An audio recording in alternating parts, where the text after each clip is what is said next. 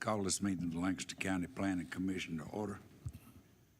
I'll ask that the clerk, if she will, to call the roll, please.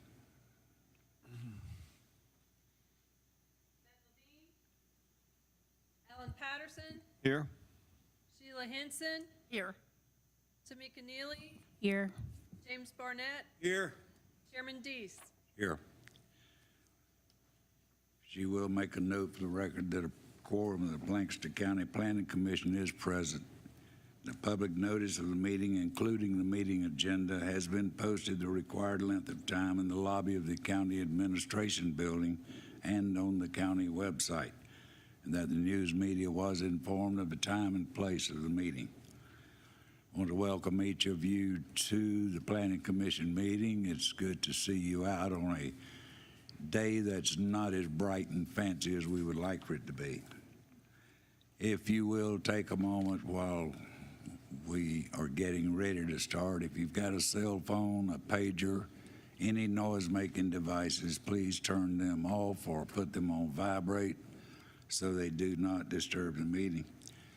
And if you will, I'll ask you to refrain from conversations among yourself simply because it distracts the people around you from the meeting. Thank you.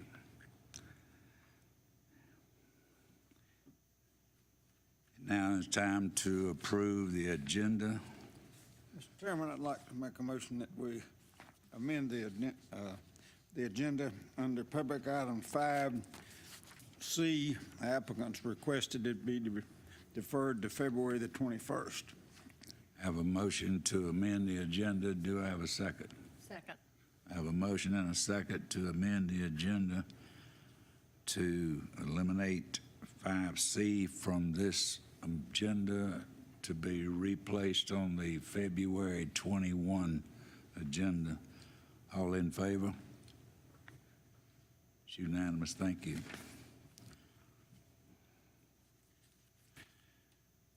Now I'll ask for a motion to approve the agenda as amended. Mr. Chairman, I make a motion to approve the agenda as amended. I'll second it. I have a motion and a second to approve the agenda as amended. All in favor? It's unanimous. Thank you. The next item on the agenda tonight is citizen comments. Excuse me. And please bear in mind that this is not a period of dialogue with the Planning Commission or a question and answer period. This is your opportunity to address the Planning Commission as a whole with your concerns. I ask you that you address the remarks to the Planning Commission as a body and not to any one individual Planning Commission member. When your name is called, please come forward. Speak clearly into the microphone. State your name and address for the record, and you will have up to 3 minutes to make your comments to the Planning Commission. Bernadette Satelli, I think I pronounced that somewhere near right.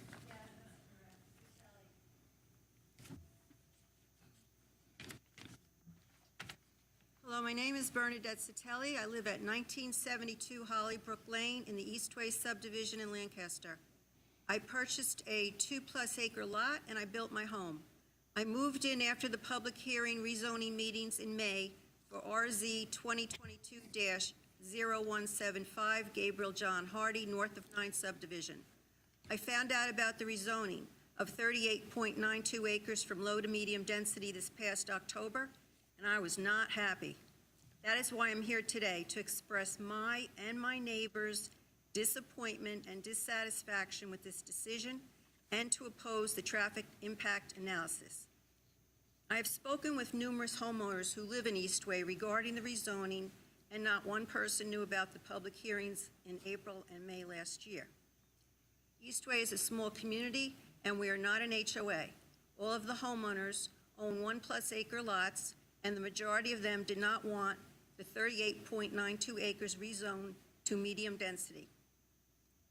I have read the 23-page traffic impact analysis prepared for Gabriel John Hardy dated June 13th, 2022. And by going door to door and word of mouth, I and a few other homeowners notified our neighbors in Eastway of the rezoning and TIA. We are opposed to a road connecting Hollybrook Lane and Cato Road to the north of 979 single-family home subdivision, which is what is being proposed in the traffic impact analysis. I have in hand a petition signed by 115 people who are opposed to connecting the north of 9 subdivision to Hollybrook Lane with an exit onto Eastway Drive to Highway 9. Now, contrary to pages 1 and 3 of the TIA, there are site distance issues on Hollybrook Lane. Contrary to page 6 of the TIA, there is posted speed limit sign from Burnett Street going to Hollybrook Lane with a posted speed limit of 10 miles per hour. Contrary to the TIA, entering or exiting Eastway Drive in either distance onto Highway 9 is extremely dangerous, as there are site distance issues and there have been accidents in that area by jacks on Highway 9. My neighbors, many who are senior citizens, have lived in Eastway for years and feel connecting north of 9 subdivision to Hollybrook Lane and Cato Road will affect their quality of life, erode the roads, and lower their property values. The streets affected will be Hollybrook Lane, Eastway Drive, Wilderness Lane, Burnett Street, Tombeck Lane, Garnett Road, and Cato Road. I encourage all of you to read the traffic impact analysis and then go to Eastway Drive and up and down Hollybrook Lane, Cato Road, and through the Eastway subdivision. You will find that we are a growing community with site distance issues, hilly, narrow, and winding roads. Per the TIA on pages 1, 3, and 11, north of 9 subdivision is anticipated to generate 837 Ma'am, trips. Your time is up. Please finish up as quickly as possible. Okay, I'm almost finished. Hurry. These cars will be driving through our quiet community where people walk, ride bikes, drive golf carts, and ladies even ride horses in the streets, pictures of which you have. Thank you, ma'am. Propose that north of 9 subdivision not Thank you, ma'am. Your time is expired.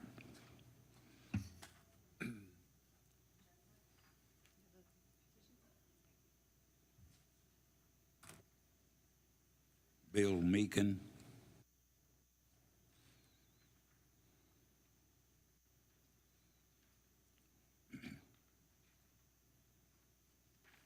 Good evening. I am Bill Meakin.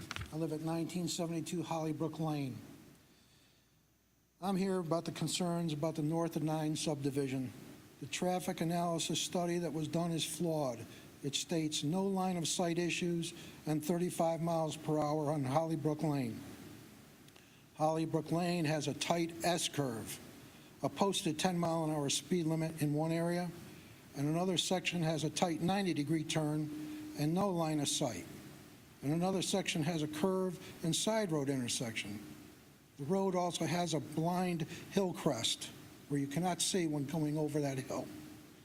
Eastway Drive, turning onto Pageland Highway 9, is a very dangerous intersection now with the amount of traffic that's currently in the area.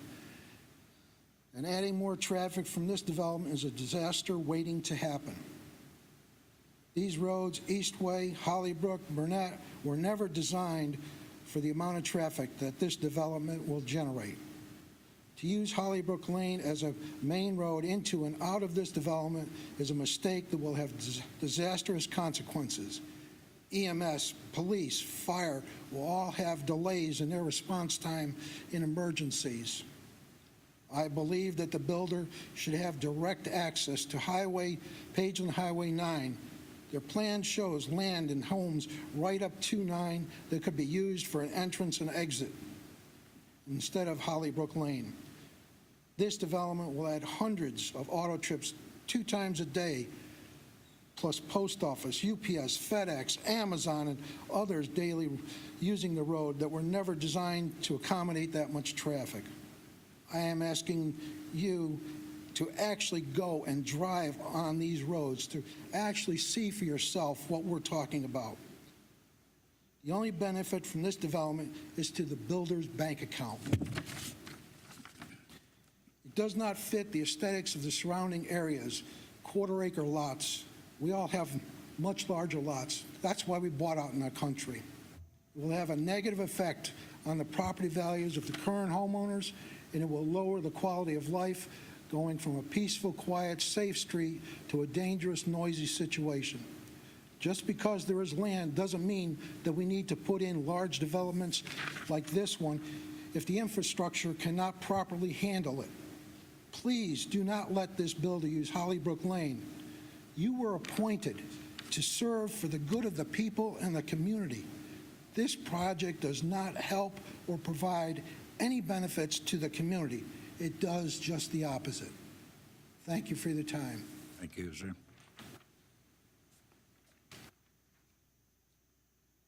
Gary King.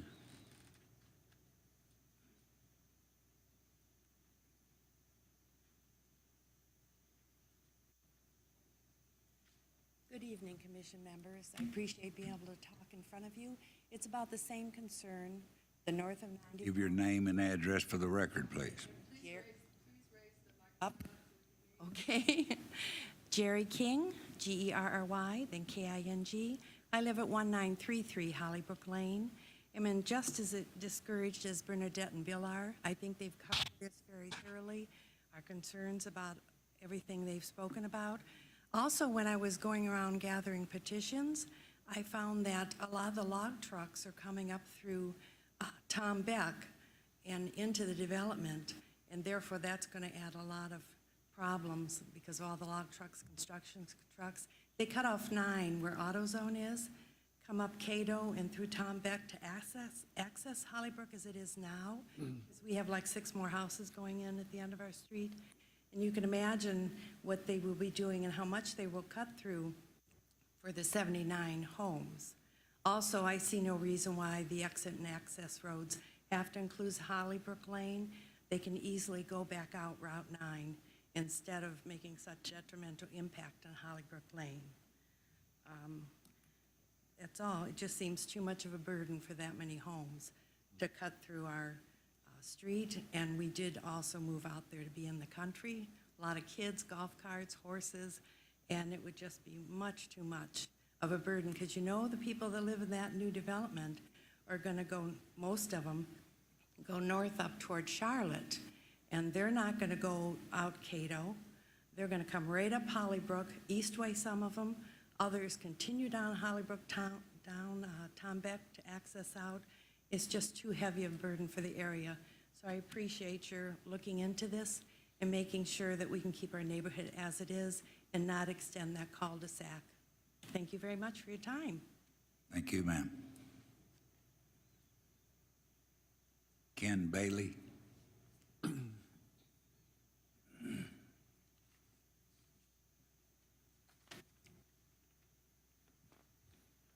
I'm Ken Bailey, 1812 Burnett Street, Lancaster.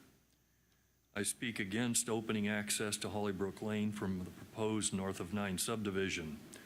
One of the reasons my wife and I chose to buy our house in Eastover Estates back in 1989 was because Burnett Street was not a through street.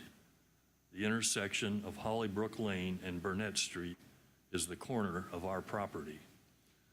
Not living on a through street assured us of minimal traffic past our house in a quieter neighborhood. We do not want more traffic passing through our neighborhood. And I would like to add, I have gone on Eastover on occasion. I could probably count on 2 hands since that street was built how many times I've turned in there or tried to get on 9 from my house or going to my house. That is a dangerous intersection.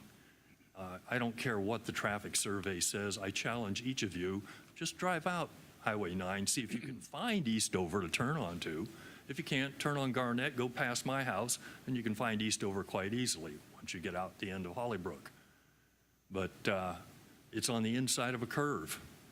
Going toward Jack's gas station, it's down over a hill. You look both ways at traffic, and you quickly figure out that for some people, 45 is more 45 than others. And it's a scary intersection to try to get on to Highway 9 or even get off of it without having a wreck. Thank you for your time. Thank you, sir. That's all that has signed to speak to this in citizens' comment. So we will close the citizens' comments at this time and move on.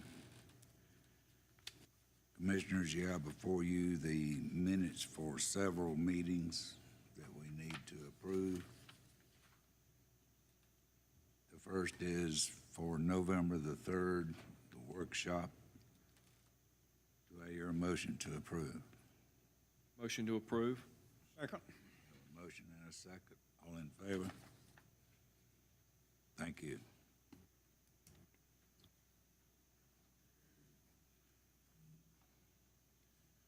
The next is the regular minutes for the November 15 meeting.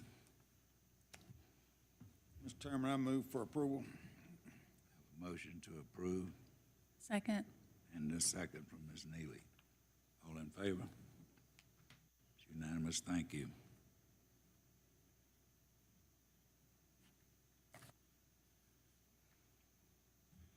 The next is the workshop for December the 1st. Sheila and Tamika were both absent for that meeting. But since we do have a quorum at the dais, we will take a motion to approve. Move for approval, Mr. Chairman. A second. Have a motion and a second. All in favor? Motion is passed.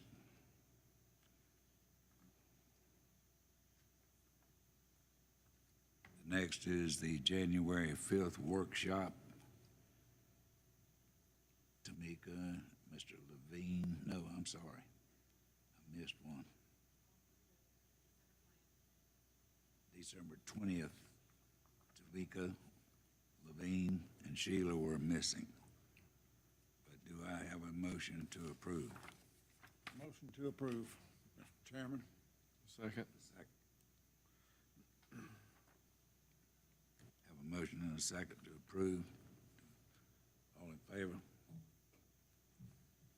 Motion passed. Vote. Motion is approval.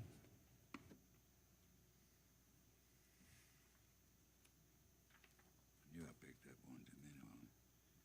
And the last one is January 5 workshop. The only one missing that night was Ms. Neely. I have a motion. I have a motion from Ms. Henson.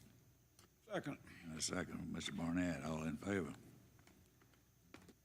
Motion passes. Motion.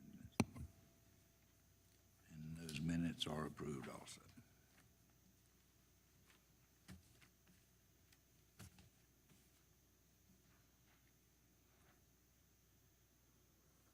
Next item on the agenda is our public items.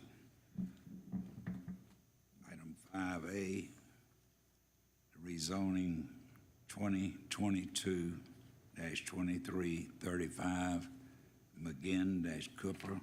Mr. Blasek. All right, so I'll give a little bit overview of this property. So it's located west of the US 521 and SU 160 intersection. It's currently zoned MX, and the proposed zoning is general business. The intent is to develop the property, go into more of a background on that in a little bit, and potentially a car wash that's been spoken about. The applicant and owner is George Banks McGinn and Sally Cooper. And then on the right of the slide, you can see the current zoning in the area. The parcel is outlined in yellow, and then you can see a general business and other zoning districts located around it.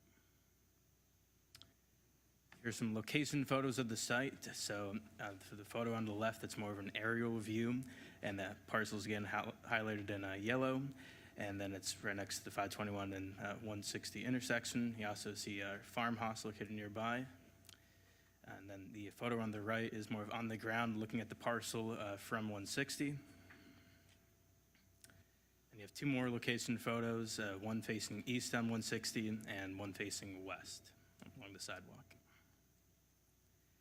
So a little bit of background. So back in 2020, there was a county-initiated rezoning to rezone 42 parcels that were zoned various forms of mixed use. And then this property was asked to be removed from that project. The owner at the time hoped that the nearby Capitol Club Apartments would purchase his property for a future expansion. That never occurred, and so now he's coming in for this rezoning request. Kind of looking into the overview and compatibility, and when we're looking into the comprehensive plan here, it is, the future land use category is neighborhood mixed use. The parcel does fall under one of the county's specialty centers in the comprehensive plan, which is a pedestrian center. And the proposed zoning of general business would be consistent with the comprehensive plan. And then when looking into the current zoning around the parcel, you do have MX, RB, and GB in the area. When looking into infrastructure, the Lancaster County Water and Sewer District is currently providing water to the site, but the site does not currently have access to sewer, so this will have to be obtained with the developer applicant working with the district. And staff, we did receive one public comment and was just a general inquiry about the rezoning site. But staff does recommend approval of rezoning 2022-2335 to rezone 2.9 acres from mixed use to GB. I'm available for questions. Any questions for staff? Mr. Chairman, Patterson? from the photos that we just viewed, it looks as though this is directly across from the primary entrance of the Lowe's development. Is that accurate? Yeah, this is accurate. I mean, I'm a resounding gong, but are there ways to, I mean, think about a car wash and the amount of traffic that generates right there. Is there a way to make that right in, right out? I mean, I see that's already a pretty dangerous spot where people are trying to go across, and it's very congested right there. I just have concerns over the traffic impact that would create. Once an official plan is submitted, or if a official plan for car wash is submitted, that's definitely something we can take into account at that point, especially, TRC and looking at the comments with, DOT, yeah. Okay, all right. Thank you, Mr. Chair. Anyone else? Okay. At this time, we will consider ourselves in public hearing on this matter. No one has signed to speak to this, so we will consider ourselves out of public hearing. Commissioners, you have before you RZ 2022-2335, McGinn Cooper. Do I hear a motion? Motion to approve?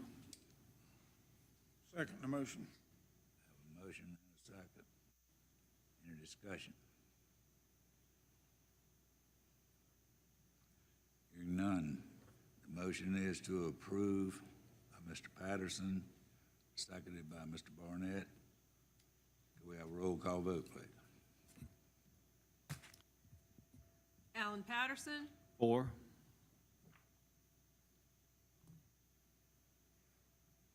Sheila Henson. 4. Tamika Neely, 4.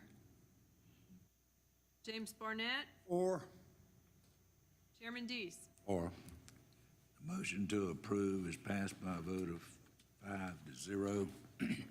Excuse me. This will go to County Council for further consideration. It will be posted and, of course, advertised as normal.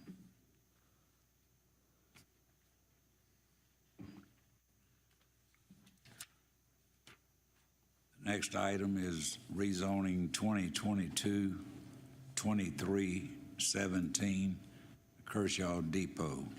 Mr. Blason. All right, so yeah, this is a relatively small parcel, about 0.31 acres in size.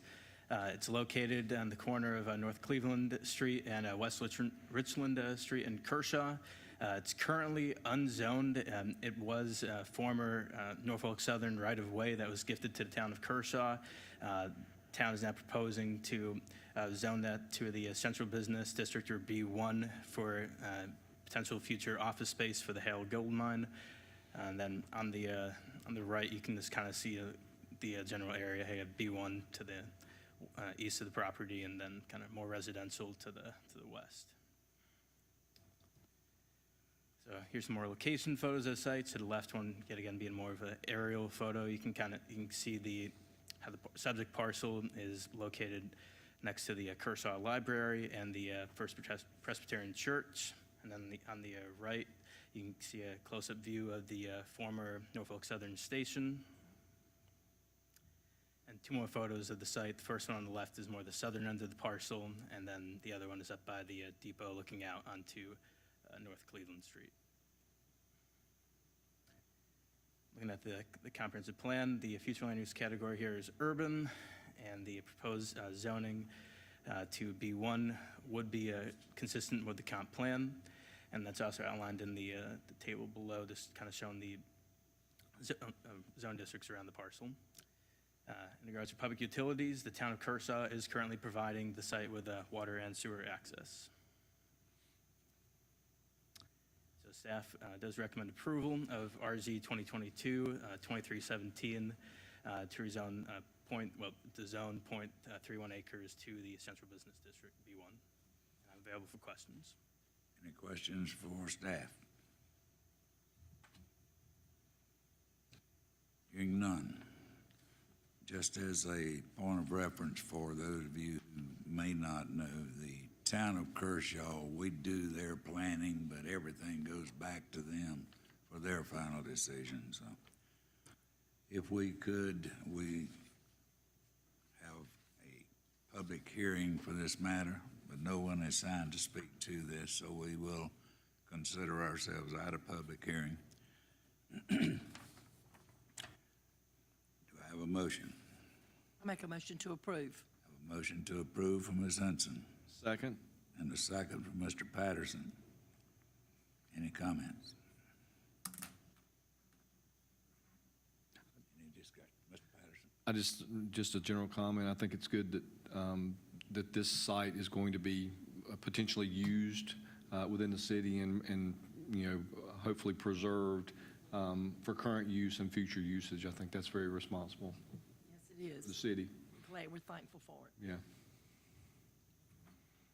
Anyone else? If none, could we have a roll call vote, please?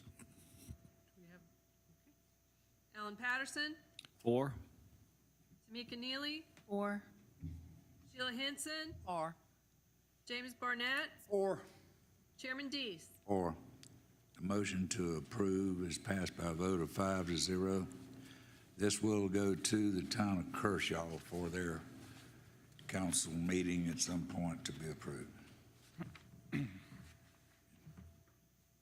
next item on the agenda was deferred earlier, so we will move to 5D, which is a UDO text amendment 2022-2606, chapters 2 and 4. Mr. Burns. Yes, Mr. Chairman, members of the commission, thank you. So the item before you today is our proposed UDO text amendments associated with chapters 2 and 4, specifically covering the medium-density residential zoning district and its associated cluster subdivision overlay district. And the items being discussed will generally include density restrictions, lot sizes, open space, and other dimensional requirements. So just give you a little bit of background on this amendment. We talked about this a little bit at workshop, but just to recap, this discussion goes back to kind of the fall, summer of 2022, where council was kind of engaging in a process to discuss growth management and also initiate an interim ordinance to guide future development until the full UDO rewrite could be undertaken. The council decided ultimately not to take any action on that interim ordinance. Following that, staff re-engaged council at their committee of the whole meeting in November and just tried to reintroduce some of these same topics of how do we improve residential development prior to the full rewrite of the UDO. Got some feedback, got some support to actually take some action and adopting some near-term text amendments. So we therefore came back to council in December and with some more detail, more specifics on what we could amend in the UDO very quickly and to, again, help us manage these projects that might be coming up in the next year or two prior to the adoption of the UDO. And ultimately, this led to council initiating the text amendment that's before you, and I'll go over that in a little bit more detail. So I think the ultimate goals for this amendment include a desire to see density reduced by, I would characterize as a small amount, trying to kind of right-size some of the dimensional requirements associated with subdivision development, in terms of how big the lots are, how wide they might be, address some neighborhood parking issues that we're seeing in some of our single-family and townhome communities with cars parked over the sidewalk or out on the street. Helps us, if we can help correct that problem, it'll help prevent having to establish an on-street parking ordinance in the future and hiring staff to manage that program. And also the goal is to increase the amount of usable open space and create more attractive streetscapes, something we've talked quite a bit here with Planning Commission. And I think this whole discussion, is in recognition that the Cane Creek sewer basin, which is in essence that basin where Lennar is in the process of extending a 6-mile length of sewer, that there's going to be requests for future rezonings in this quarter, not too far off. And let's go ahead and get some amendments adopted now to help us guide us again in the next couple of years. So let's go ahead and I'm going to walk you through each of these changes. I'm going to start with the MDR district, and then we're going to shift over to the cluster subdivision overlay district changes.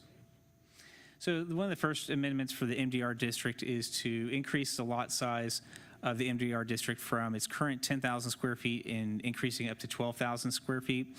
This ties into something I'll talk about with the next bullet point with the increase of the front setback in that district. We feel that there needs to be a little bit of adjustment in lot area. And actually, as it turns out, when White and Smith, the consultants that are undertaking the full rewrite of the UDO, they had actually suggested 12,000 square feet for the MDR district. Regardless of this, they felt that was a more appropriate lot area. So we just kind of borrowed from an earlier recommendation they had made. The next item in this amendment is to increase the front setback for garages within the MDR district, going up from 30 feet and increasing it to 40 feet. And this has been specific, again, the intent is to help provide at least 4 parking spaces on a residential driveway for most vehicles. It would not apply to the principal house as currently drafted. Some feedback we received by some members of council was that, let's give maybe the builders a little more flexibility by only applying it to the garage. And so to give you an example what that might look like, I found this example. It's not local, but it just gives you kind of certainly a representation of what could be built. And so builders would not necessarily be obligated to build a recessed garage like this, but this is what generally the form would look like. The next changes would be reducing the density from 2.5 units an acre to 2 units an acre. And I know we had some discussion with this at the workshop, but really this is coming about. One is that we've never had a developer be able to achieve 2.5 dwelling units an acre in the MDR district with or without cluster. And then you compound that with these changes, which is, again, going to further reduce the density. 2.5 dwelling units, while it's questionable if it was ever achievable, it's certainly not going to be achievable now. So council was pretty clear they would like to get a number that's a little bit closer to reality versus just some number that no one ever achieves. And so that was the intent by going from 2.5 to 2. And so with that also, we are proposing changes to how density is calculated as well as how open space is calculated. And I want to walk you through that with the cluster subdivision ordinance changes. So let's go ahead and jump in with that. So with the cluster, so let me actually back up to one thing. You see, there's a version 1. Well, if there's a version 1, there's at least a version 2, right? And so if you recall, Commissioner Levine had proposed some alternatives to the lot widths in the cluster subdivision. So what we did is we created 2 versions of this amendment. See what Planning Commission leans more towards one way or the other. So I'm going to go ahead and outline version 1, then immediately following I'll outline version 2, and then we'll go on to the other sections that don't have different versions. So the first is with the lot size is to increase the size of a cluster subdivision, minimum cluster subdivision lot size from 5,000 square feet to 7,000 square feet. And again, this is also tied to addressing front setback changes, but also recognizing that, 5,000 square feet for a lot, again, that's a 50 by 100 lot, may not be representative of the types of communities that we would normally characterize in Lancaster.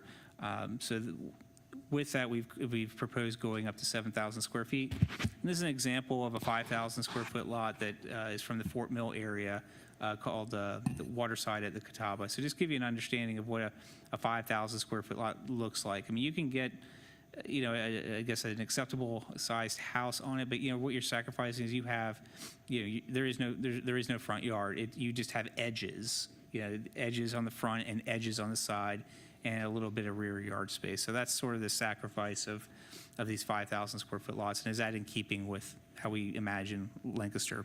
And that's certainly subjective, of course. The next change in the cluster subdivision ordinance, let me go back, is, so we wanted to kind of compare that to a 7,000 square foot lot. Now this one's Sutton Mill in Rock Hill.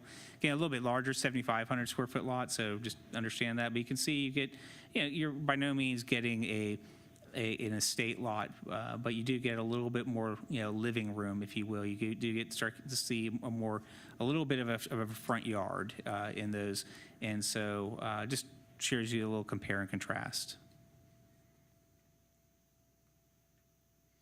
So now the next change we made for the cluster is with the different lot types. So you may recall with cluster subdivisions that have come before you, or if you've read the ordinance from time to time, is that it requires 3 different lot types, and the smallest lot can be 50 feet, and then each corresponding lot category or lot type has to be 10 foot larger than the next smallest one. So typically what that means is we have a 50-foot wide lot, we have a 60-foot wide lot, and we have a 70-foot wide lot. That's how all the clusters are, because they want to take advantage of those 50-foot wide lots.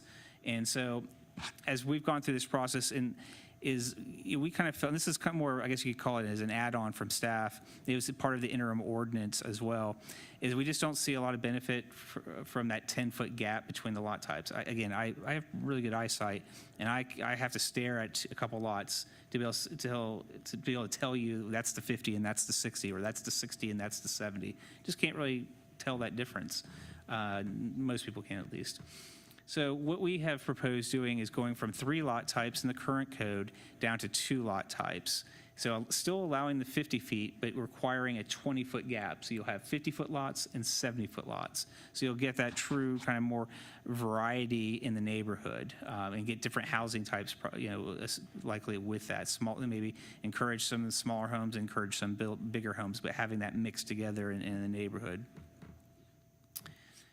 Again, similar to the MDR district, we are proposing to increase the front setback to 40 feet for the garages from 20 feet right now. I think that 20 feet is just really going to create some problems for us long term. Again, recognizing how long cars are these days. And then also making the same corresponding density change from 2.5 dwelling units down to 2 dwelling units that we talked about for MDR. Now, I mentioned, there was a version 2, and this is one, again, that was Commissioner Levine asked us to look into. And his train of thought, and you might need to help me here if I don't characterize this correctly, but he was like, well, hey, why don't we just get rid of these lot types then and try to simplify it?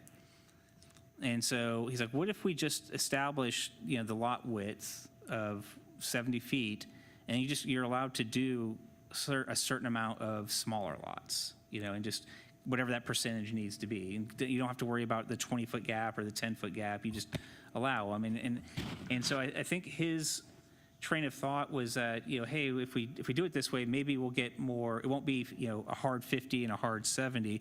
It'll just be like a 70, and maybe you'll get some 60s, or maybe you'll get some 58s, and maybe it'll be slightly bigger. You will result in bigger lots in the smaller category. So just a different take on the same concept, just a different take on it. Maybe better, maybe not. That's what we'll kind of talk about here.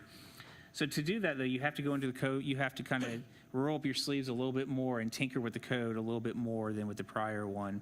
And so what we did is with version 2 and the cluster subdivision ordinance, we established a 70-foot minimum lot width, the same as MDR. And then with that, we have to establish a new minimum lot area because there really just isn't a minimum lot area for 70-foot wide lots in that district. So we looked at some cluster subdivisions that have been approved and came up with 9,500 square feet for a minimum lot area. And that seemed in keeping with, there wasn't any single number, but that seemed reasonable with the other communities we looked at. And then with that, we would allow up to 49% of the lots within a cluster subdivision to be 50 feet wide. And establish that 7,000 square foot minimum lot area. So this may create flexibility with the varying lot types, may not be, but this is the alternative system that Mr. Levine asked us to look into, and we're sharing with you this evening. Again, it requires, you can just see, just looking at it requires, you can see the more red, so it required a little bit more code tinkering, but it may be better, maybe simpler, when it's all said and done. But we're happy to discuss and discuss that during deliberation.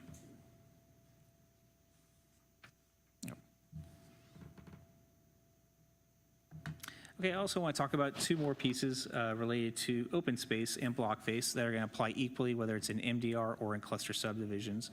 And the first is open space, and this is one we've talked about fairly frequently, and that is the how open space, the type of lands that are allowed to be considered meeting your minimum open space requirements. And we've all discussed at length some concerns about how much environmentally encumbered land is allowed to count towards open space. And so the way we have crafted this amendment is that only under cluster subdivisions, it already does not allow you to count creek corridors, not buffers or whatnot, but the creek, the limits of the creek, if you will, from edge to edge, if you will. And it doesn't allow you to count natural water bodies. So if there's a natural pond or something like that that's going to stay, they won't let you count that. But that's really the extent of it. So what we've done is we've added to that if you have, what we find is mostly it's floodplain that's used for required open space. And so we would only allow up to 50% of your floodplain to count towards your meeting your required open space minimum expectations. And so we think that will help get more usable open space incorporated into the community. And so we've also, with this text amendment, the cluster subdivision ordinance has just some formulas in it, and we had to doctor up the formulas a little bit to get it consistent with this approach. And so that's what the other red line changes reflect. The other piece to this amendment, and again, it's same for MDR or cluster, is we talked about breaking up the block face. And so we shared some examples. I'll put it back on the screen, the same one we just looked at. Or I'll go ahead and I can talk through it. I don't need the slide. So if you recall, we're trying to address an issue that's come up with council and I think also with planning commission to a lesser extent with these long runs of streets that don't have any intervening feature like a street or an open space area and just not being happy with that. Just it's too much. It doesn't look good visually, regardless if they're 50s or they're 70s, they're going to be small lots. So, you're going to have the white driveway and the right garage door just being the dominant feature on that block. So what we've done is crafted an amendment that says, you can have no more than 10 lots on a block face that is not interrupted by an intersecting street or an open space area meeting the smallest size lot that you have on that block face. And so the image to the left is just a sketch plan we received maybe a year ago. It hasn't gone anywhere, so we felt comfortable sharing it. And then on the right side is updating that sketch plan to reflect consistency with the language we've crafted in the ordinance. And so you can see it breaks it up a little bit, makes it a little more attractive, might even help with connectivity as for the interior lots, land planners might, might put more connecting streets in. But really, I think the greatest benefit, as you can see even in that sketch, are on the outer the outer blocks, the ones that don't have, that can't have a connecting street, and seeing those broken up. So that's the kind of the real world of what this requirement would likely produce. And so this is a feature that was really important to council when we were talking about cluster subdivisions and overall subdivision development, is this breaking up the concentration of these lots and blocks. And we think that's at least a good stab, and it's something clear and understandable that it doesn't take a lot of interpretation, if you will, that a builder or developer would be able to redesign their community around that guideline. So the last element of the text amendment is related to how we calculate density. Again, same language will apply for MDR and cluster subdivisions. And this new system, as proposed, creates more of a net, what's called a net density calculation versus a gross density calculation that lets you take all of your acreage, whether it's flat and dry or whether it's environmentally encumbered, and use it in your density calculation. And this was kind of like a late addition to this text amendment process that we went through. But it came out of maybe a sense of just frustration of having to think about calculating density, and if a site has a ton of floodplain or wetlands versus a site that doesn't, and can we just maybe simplify it and just only count density using the buildable acres and look at it that way. And so we said, well, if that's something you want to move towards, why don't we just borrow from the open space system that we're modifying and do that. And so that's what we've done, is in essence,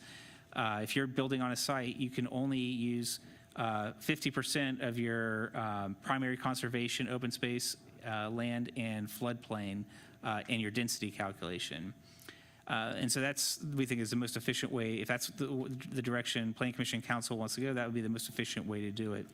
I say that too, though, with some reservations, after thinking about it a little more, really concerned of what that could do to a project's feasibility when you only are looking at developable acres and not looking at any other requirements in the ordinance. I feel like that's something that, if that's a path we want to head towards, that might be like a White and Smith type task, because I feel like there's a lot of pieces in that puzzle.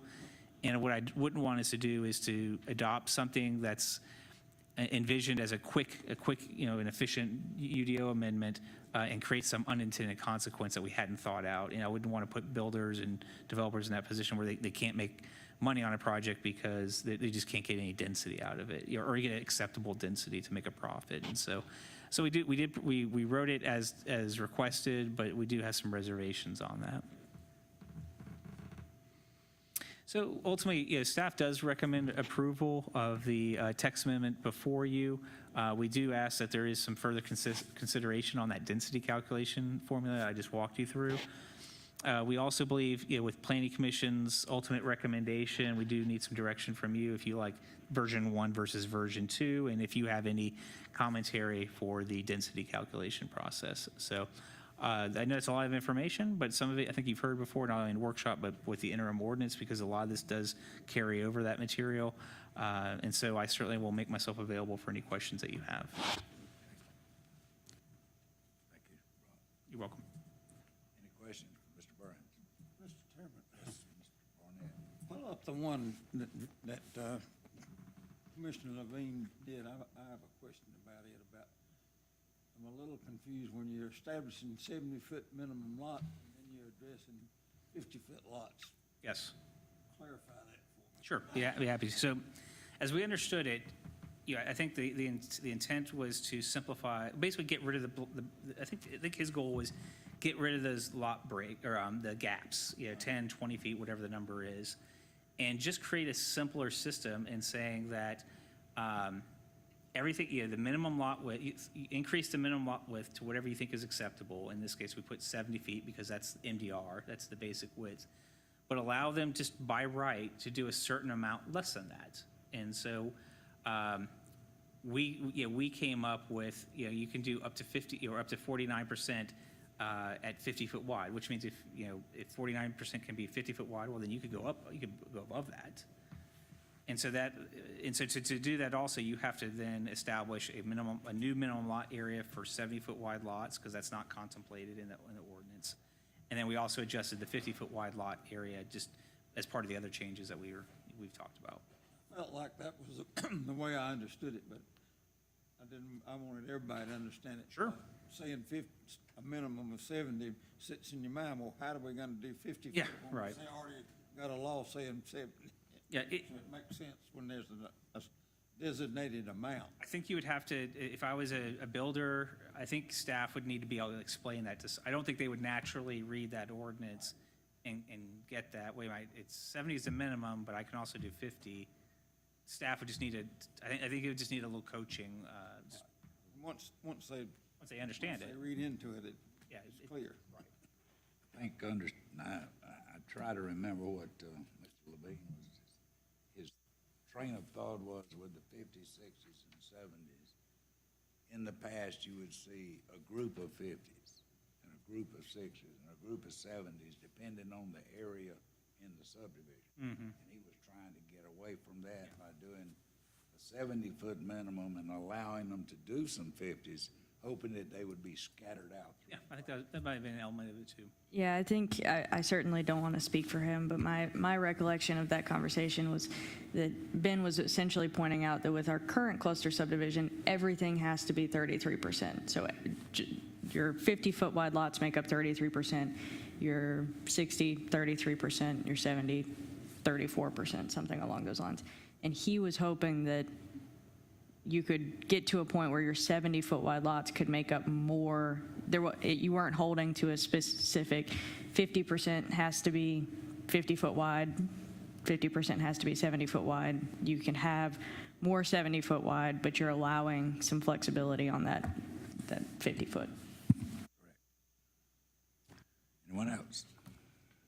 Yes, sir. Patterson. Mr. Chair, thank you. Mr. Burhan, so I guess in just looking at this, we have MDR proposing a minimum lot size of 12,000 square foot, correct? If the parcel is 30 acres, then by right, the cluster overlay can be applied, correct? That is correct. Okay. So then that 12,000 square foot lot will go to either 7,000 square foot or 9,500 square foot, right? It just seems like it's defeating the purpose of larger lot sizes whenever, I mean, what developer with a 30 acre parcel is going to say, oh yeah, I'll do a 12,000 square foot lot whenever we can do a cluster overlay? I know I'm probably missing something, but. No, you're not. I mean, look, I think all things being equal, you're going to get a higher yield out of the cluster subdivision overlay district than you are MDR conventional. I think the slight benefit from the county's perspective is that you don't have an automatic it's not by right that if I have MDR zoning, I can do cluster. You still have to go through a process with the Planning Commission and County Council. Right. And so there is certainly a burden on the applicant to demonstrate that cluster is appropriate here. And that may just be something that, we all, as we've been administering this ordinance and thinking about it, or it may be something we might want to lean into a little more heavily is making applicants justify the cluster versus just, well, that's just what I'm going to do because I know I can get X% more lots out of it. Yes. And being able to respond and putting the onus on them to justify it, where maybe there's a rational argument that no, I think MDR conventional is more appropriate for this property versus clusters. So I just share it. So yes, you're right. Yield is higher with the cluster, but I think if we just kind of learn and grow from the administration of this cluster ordinance, that might be something to invest in as a justification for process. Yeah, and that's helpful to hear, and I think that's from my perspective, it's I think from hearing from council and neighbors and citizens, larger lot sizes is a direction, and it's more consistent with the characteristic of Lancaster County, and so moving that direction, in a responsible and a manageable way. I can tell you from the conversations I've had with some of my fellow planning directors, they don't have the cluster, most communities or many communities have cluster ordinances. They don't get used as frequently in these other communities as they do here. Yeah. And so the reasoning behind that, why would ours be used more than? The lot allowances, Okay. basically the ability to get more yield. Gotcha. Okay. All right. Okay. Thank you. Thank you, Mr. Chair. Anyone else? Mr. Chairman, Yes, sir. Mr. Barnett? do we need a motion between version 1 and 2? We need to settle on one. We need to include that in the motion. Please. His request. And if you also have any thoughts on that density calculation that we talked about. Anyone else? Let me finish. You get before. Personally, I prefer the second version, and I really like the breaking up the streets instead of some of the pictures you showed for reference wasn't even retaining, but all we saw was just long rows of houses. And this, I mean, it really doesn't look like a neighborhood. It looks like an apartment project. Anything else for staff? Mr. Chair, Mr. Patterson? pertaining to the density calculation, if history or our current knowledge, if a developer has not been able to attain the 2.5 units per acre currently, right, historically, then, and really from what I've heard in different meetings, even 2 units per acre is challenging, honestly. So if you could elaborate, like, concerns over the density calculation, because if developers are having trouble hitting the 2 units per acre, is it a concern? How do we look at it and learn from that? And I did some little calculations here that don't mean a whole lot, except just me trying to wrap my brain around how we would calculate it. But, maybe you could elaborate a little bit on staff's concerns over the density calculation. Sure. I mean, I think that, one, I think just from an industry, I'll call it from an industry practice standpoint, I think most communities are I'll just say in the southeastern United States are using a gross density calculation for density.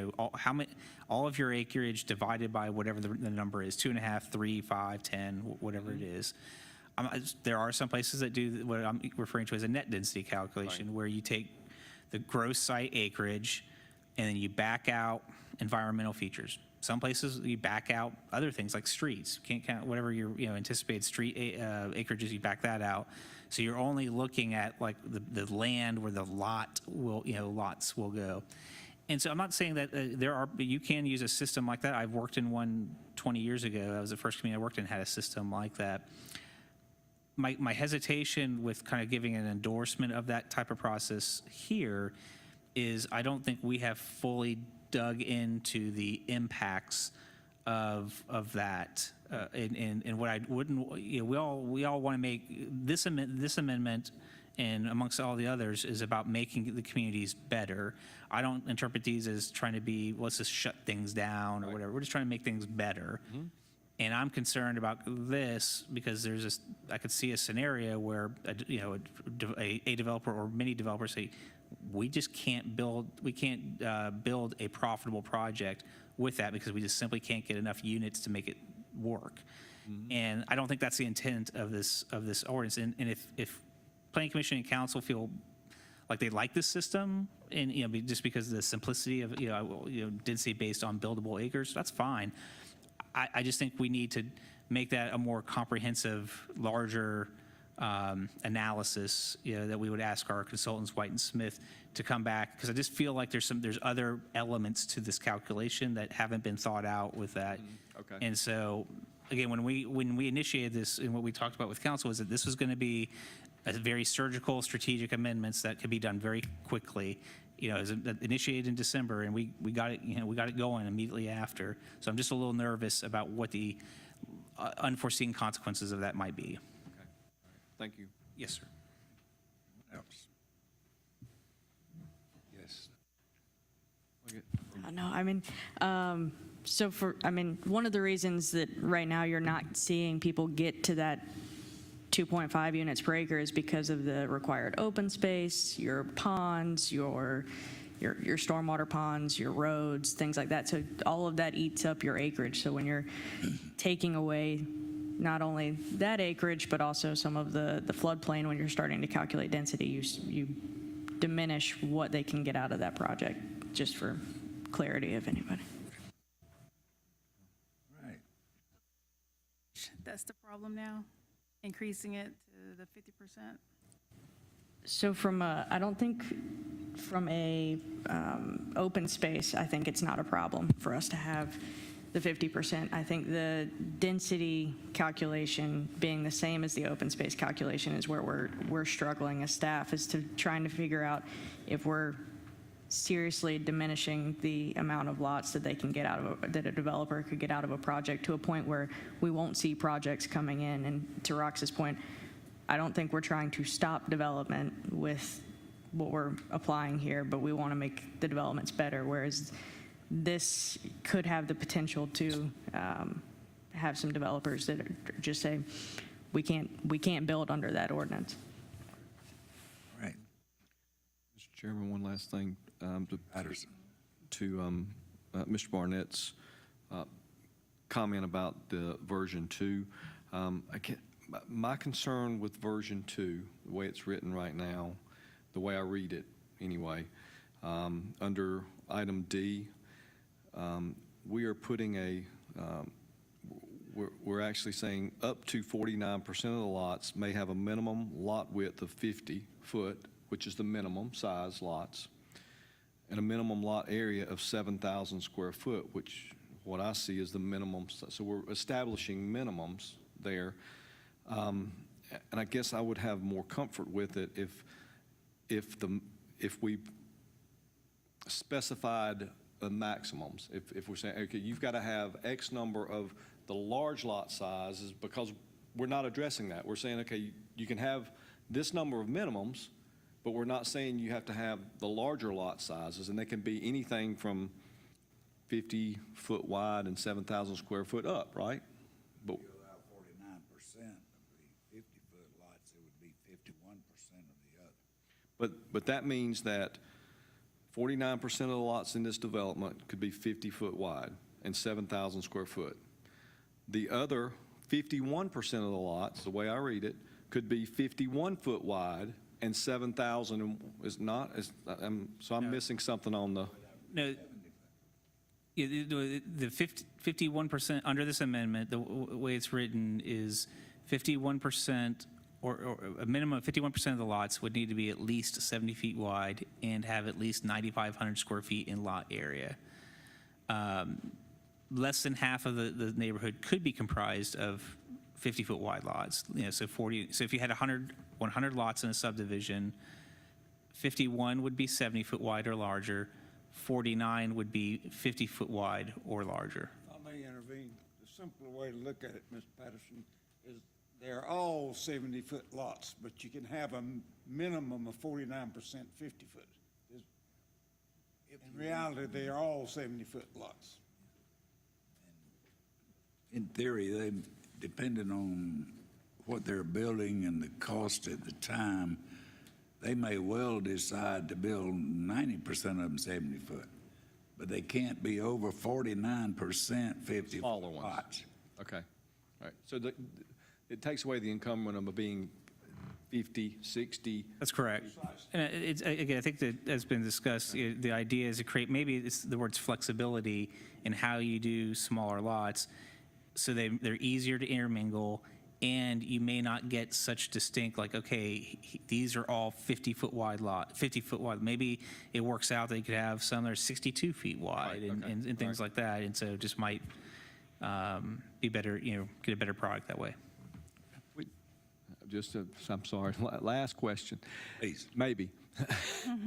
It's complicated. As far as a staff perspective and administering this with you mentioned the word surgical, with accuracy, which one, because we want to make, for developers to come in and to do business in a county, and for our staff to be able to administer it accurately which one of these, not that that's a sole determining factor, but it's something I think we should consider, as we move forward. I mean, I think having reviewed a fair number of cluster subdivisions, I mean, I think that version 2 would probably be a little bit easier because you don't have, you're not really dealing with as many, you're not dealing with like categories per se. If I'm reviewing a 100-lot subdivision and I'm the subdivision reviewer, I want to make sure I count 51 lots that are at least 70 feet wide and are at least 9,500 square foot in lot area. And then the other 49, I just, making sure it's at least 50. Okay. So I think it's a little easier. I think the other system is, version 1 is not too bad either. Right. They're both simpler than current version. Yeah. It's kind of a pain to review. Okay. But I think 2 is probably a little bit easier than 1. Okay. That makes sense. Mr. Chair? We've worked on this one. Yeah. I'd like to make a motion. We've got a public hearing, Oh, okay. which no one has Ready to go. signed to speak to, so we will consider ourselves out of public hearing. Now I'm open for a motion. I'd like to make a motion that we approve amendment version 2 as it's written, and also, I don't know how to word this, but to encourage or give staff leeway to further review and explore the density calculation within that amendment, if that's makes sense. And you don't have to say every bit of that again. No, it doesn't. Make a motion that we approve amendment version 2, Got that. and that also for staff to continue to explore the density calculation. That may be a side note, but how do we do that? I'm sure they're going to do that when they see Okay. different subdivisions come across their table. They're not going to just absolutely forget about density. They're Yep. going to do. Chairman, I second the motion. I have a motion to approve and to use version 2. Mr. Patterson, and a second from Mr. Barnett. Any discussion? Will there be an issue for development that's closer to the city, that's going to be a little more urbanized, hopefully, might have smaller lots? Will version 2, how will that impact that, where you might want to see more of a mixture in lot sizes, opposed to just that minimum 70-foot lot? No, again, I think the intent of this is that you're going to see a little bit of a more of a mixture with this proposed ordinance amendment. And again, I think you're giving the building community a pretty good allowance. Again, allowing them to do up to half. That could be 50-foot wide. Which is, right now under the current ordinance, they could only, under that 100-lot subdivision, they could only do 33 50-foot wide lots. Mm-hmm. And so, again, I think you're gonna see the opportunity for more, smaller lots that are better intermingled with the larger lots. So I think it'll gel well with what's occurring with the city. Okay. And one more question. With the changes to MDR, will we also see, I'm sorry, will we also have changes to LDR?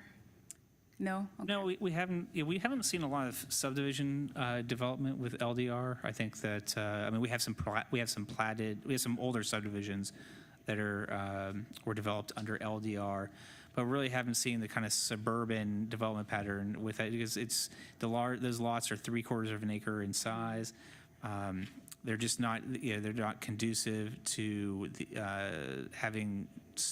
always having sewer extended to them and things like that. So we haven't gone into examining LDR in tinkering with how open space is calculated and whatnot. And just because we just haven't seen that pressure with LDR, usually folks will want to rezone to MDR to develop the project.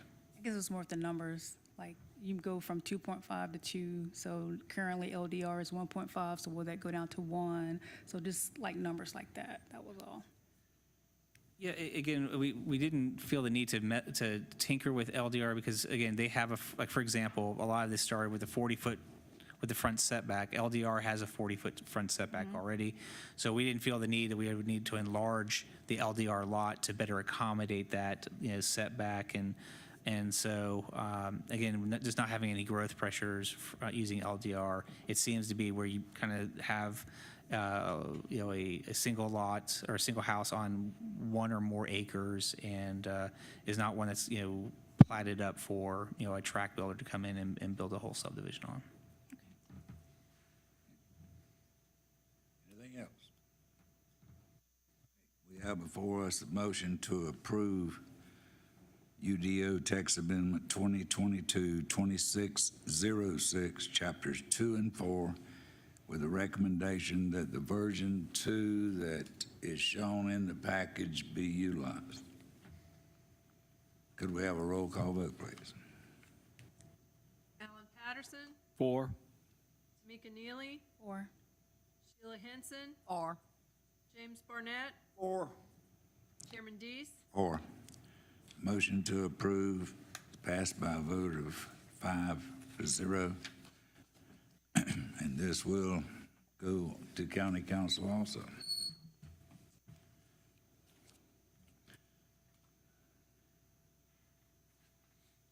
Next item is UDO text amendment 2022-2602, section 6.4. Mr. Burns, no, I'm sorry, Ms. Davis. It's my turn. So this is a proposed amendment to Chapter 6.4, which relates to connectivity requirements, specifically the number of lots which may access off of a dead-end road. So current regulations require that a dead-end road may not be longer than 800 feet. Also, no more than 20 lots may access off of a dead-end road. So the reasoning behind that, it's in the current code, and the reason it's in the current code is, one, for emergency management access. So if something happens at the beginning of a road, you don't want to have 40 some odd homes that are stuck behind that incident, possibly. Secondarily, sound land use planning principles. So the example you see on the right side of the screen is not in Lancaster County. This is out in California, but this is what we're essentially trying to avoid with our standards currently.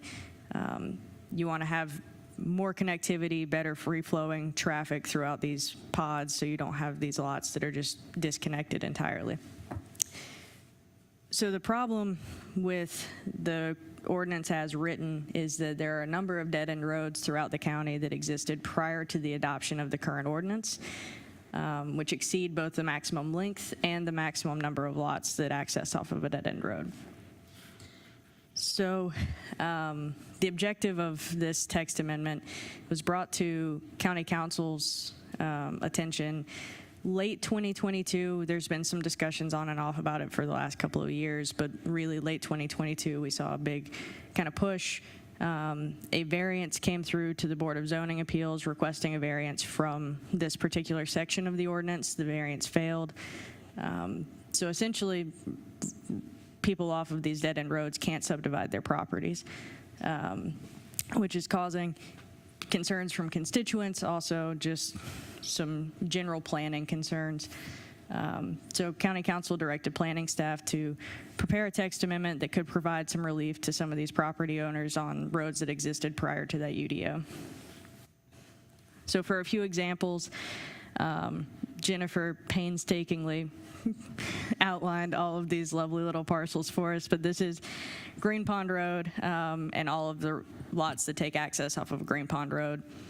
These are a few other examples. So Knight Road, Southwind Drive, River Road, and as you can see from these examples, there's a number of large lots that access off of all of these dead-end roads. So imagine having 30 some odd acres and not being able to subdivide at all to give some acreage to your kid or sell off some acreage or things along those lines. So that's the problem that people are running into on some of these older county roads, state roads. So staff's proposal right now is to exempt all roads constructed prior to the adoption of the current UDO, so late 2016, from the following standards: block length, block width, through block connections, maximum length of a dead-end road, and number of lots taking access off of dead-end road. So the text amendment originally was strategically to address the dead-end road. Realistically, though, in the same section, we're talking about block length, block width. It makes sense to apply this exemption to those as well, because trying to require a block length standard on a road that's existed for 20 plus years is not necessarily realistic. So we're proposing to exempt all these roads that were constructed prior to 2016 from these standards. In the event that the road is extended to facilitate a new development, all the standards apply again. So say big builder comes in and wants to extend Green Pond Road another 200, 600 feet and develop at the end of it, all of the standards apply at that point. We're not saying that somebody could come in, buy up all the lots, and the standards go away. So just as a quick disclaimer, while this amendment will unlock the ability to subdivide some parcels, taking access off of a dead-end road, there's also other mitigating factors to subdividing your property. So those include how many subdivisions have happened on the property previously, zoning compliance, access to the lot via easements, things like that. So while this will help some folks, this does not necessarily mean that everybody's going to be able to subdivide now. So we just want that to be clear. It's in the staff report as well. But right now, the ordinance says if you have created more than 5 new lots, you're tapped out as a minor subdivision. So that's just something to keep in mind. If you're out of compliance with zoning, you can't subdivide your property, generally speaking. So how many take access off of a private drive?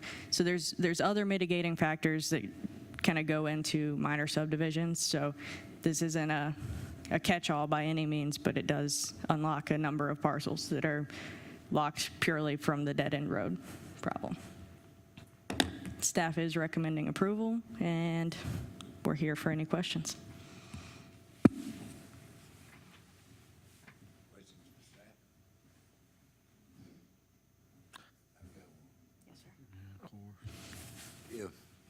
And I know a lot of these dead-end roads that we're referring to are basic dead-end roads. They run out there 15 foot wide to a point and stop. There's not enough room for a fire truck if we build additional houses. There's no turnarounds, there's no cul-de-sacs, there's no hammerheads, there's no nothing for the emergency equipment to get in there, turn around, and get back out.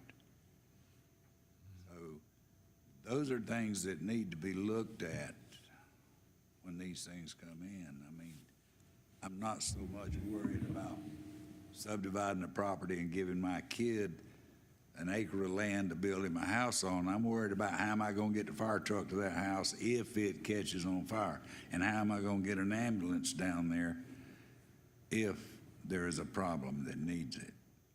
Yes, sir. Safety is my concern, and, you know, in a subdivision, we take care of that problem through TRC. But in this situation, with just making them basically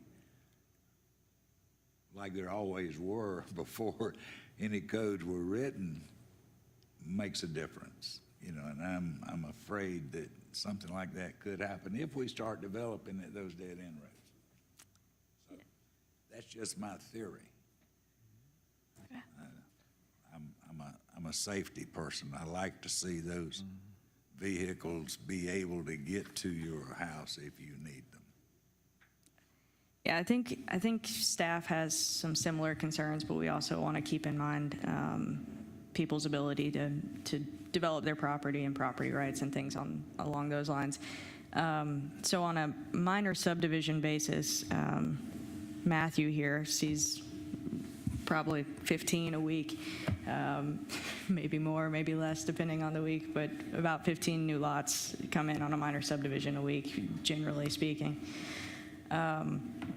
So on properties that are creating more than 2 or 3 new lots off of a private drive, they're required to put a turnaround at the end of that private drive. So if you were to have somebody that created 2 or 3 new lots off of one parcel, we would have that private drive with a turnaround at the end.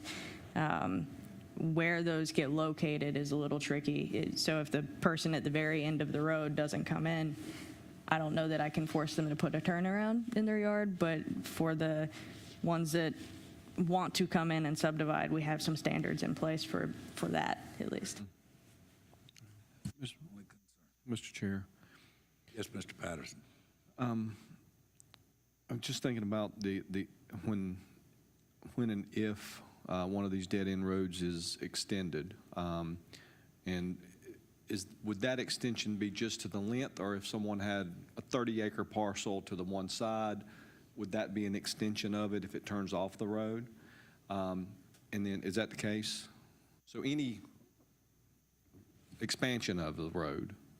And it would depend on, I think, what type of development comes in. So if it's creating 2 or 3 new lots and it's under the minor subdivision ordinance, then it probably wouldn't constitute an extension of the road. Okay. If you're talking about a major subdivision coming in, it's going to create 6+ new lots, Right. then yes, it would, I think, it constitute an extension of that road. And all of the normal standards that would apply to a major subdivision would then apply to that.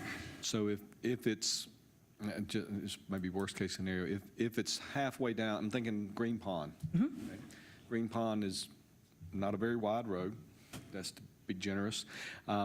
If that is extended in some way, shape, or form, and there's a 20-acre parcel, and there's going to be, 20, just say for math's sake, 20 more lots, would improvements be made to Green Pond from that point all the way back to Henry Harris Road, or just for the area that's the new developments in?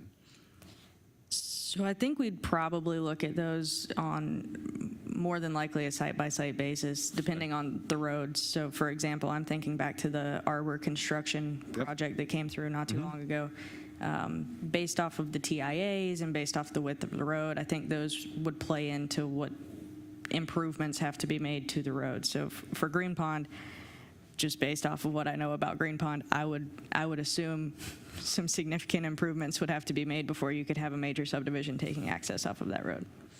I mean, Mr. Chair, I mean, is that something that we should like have in the text amendment, that, so that, I mean, for clarity for a developer, and so that it's not ambiguous, that, if you intend to develop this 20-acre parcel and put 20 new lots, then the expectation would be that improvements would be made to bring any road that is below standard, whatever, width, pavement, whatever, be brought up to current standards in order to develop. And I know that would be, some may say, well, that's a lot to put on the developer, but there again, I mean, that's for safety for the residents that are going to be utilizing that. I mean, I don't know if that's the right answer, but I'm just concerned. Yeah, we do have some access management requirements, which is probably a better place for that type of discussion. Okay.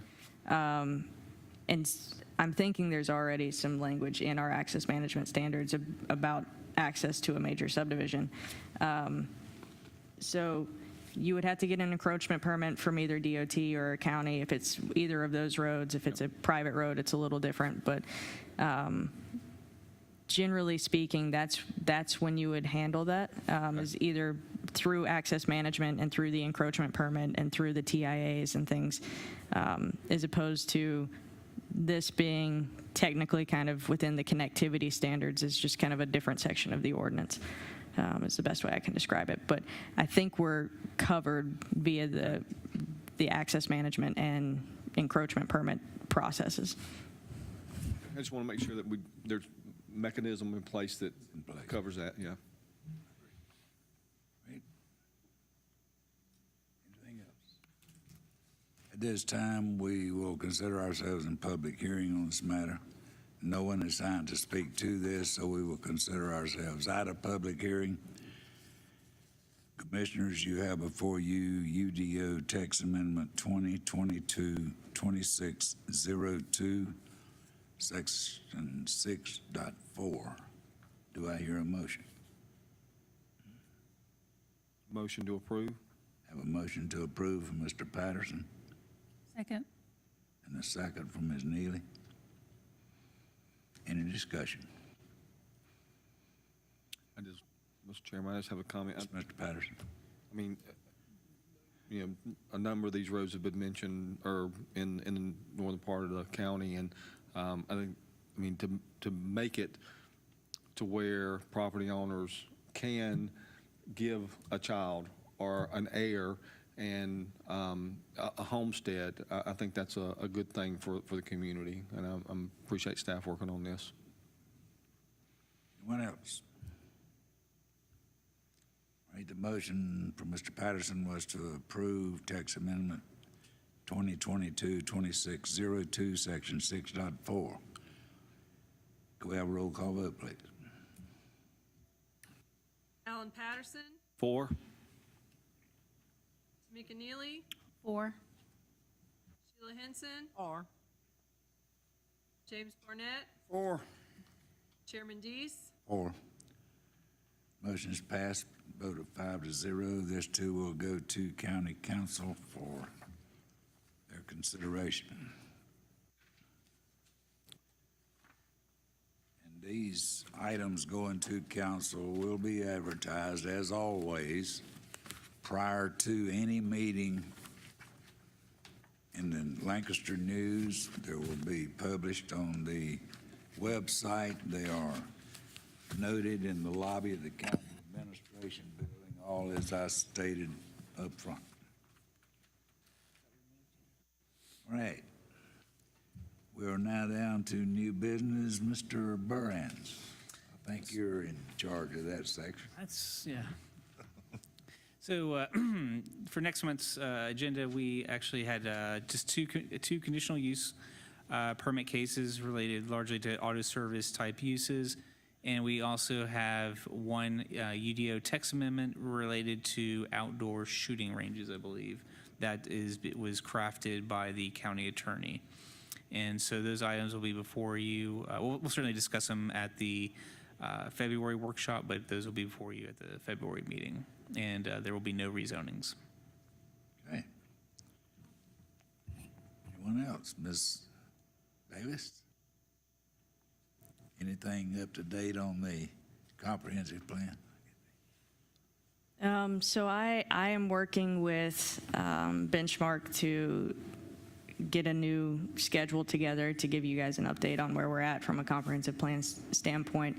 I hope to have something to present at the next Planning Commission meeting. We have been meeting with both Benchmark and some of their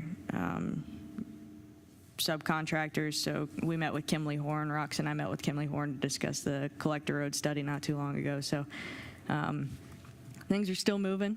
We're still on process and on track. So I think that's the update on that. I'll pass it back over to Rox. Since the city has decided to do their own comprehensive plan, they're saying they're going to have it ready by the end of the year. What's that going to do to ours, the way it's divided up? So we actually The same people are doing both of them, so. So when we were scoping our comprehensive plan, we recommended to the city that they look at doing their own, both for the interest of having something that's very focused on the city, but also so that we could kind of primarily focus on the county overall. So that was something that was scoped out quite a while back, so it shouldn't affect our planning all too much. And to your point, Benchmark is also working on their plans, so they should mingle well together, we're hoping. Very good.